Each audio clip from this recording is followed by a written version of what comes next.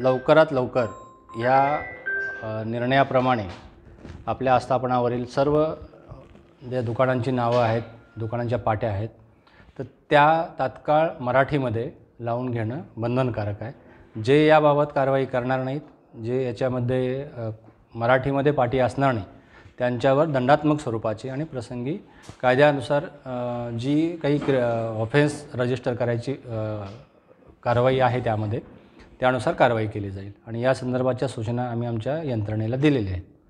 कारवाई कधी सुरू होणार, म्हणजे किती दिवसाची मुदत दिली आपण? कारवाई खरं तर न्यायालयाने ज्या दिवशी निर्णय दिला तेव्हापासून तो तत्काळ अंमलबजावणी व्हायला पाहिजे आणि तशा सूचना दिलेत।